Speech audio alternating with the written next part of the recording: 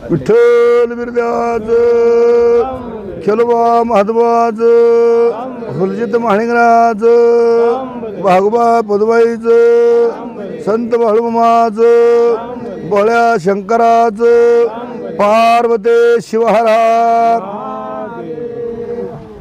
बघा 1925 सालाला इसदेव फरांडे बाबा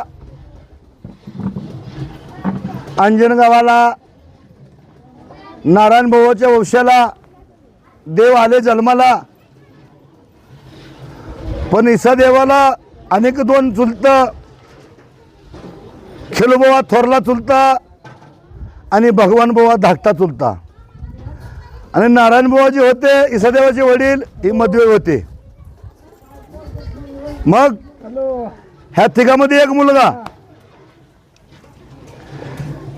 एक मुलगा असताना खेलोबाला वाटलं मान पान ही थोरल्या घरी असतंय आणि आपल्याला तर मुलगा नाही। मग आपल्याच भावाला नारायण भाऊला मुलगा, ती जर मुलगा आपण वटीत घेतला तर आपलं थोरल्या घराचा मान चलत राहील, कोलवडीची वारी चलत राहील। म्हणून खेलोबानं बन बावकीला गावातल्या लोकांना विचारलं, अरे बाबांनो मला इसदेव वटीत घ्यायचा आहे। गावाल्या लोकांनी समजानं साथ द्या, भंडारा उधळा आणि इसदेव माझ्या वटीत घाला। अंजनगावची लोक का तयार होणार गेली। म्हणून खेलुदेव वाघमाड्यानं कोलवडीच्या लोकाला बोलवलं आणि कोलवडीची लोक बोलवून घेतली आणि मानापणानं नीतिनेमानं इसदेव फरांड्याला खेलुदेवाच्या वटीमध्ये घातलं। मग आता इसदेव खेलुदेवाच्या वटीत गेलं ही खरं आहे। वयानं वय दिवसाने दिवस 9 वर्षाचं वय आलं।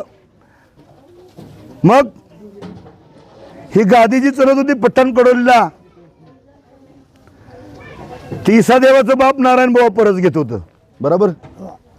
मग नारायण बाबा परत घेत असताना नारायण बाबाकडून ह्या धनगरी शस्त्रात वागण्यात एक हातचा हुकला।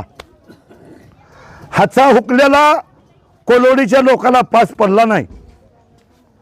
म्हणून कोलवडीच्या लोकांनी विचार केला, कोलवडीची लोक लागली बोलायला, नारायण बुवा तुमच्याकडून या गादीवर काहीतरी मार्ग हुकलाय, तुम्ही आमच्या गादीवर नांदायचं नाही।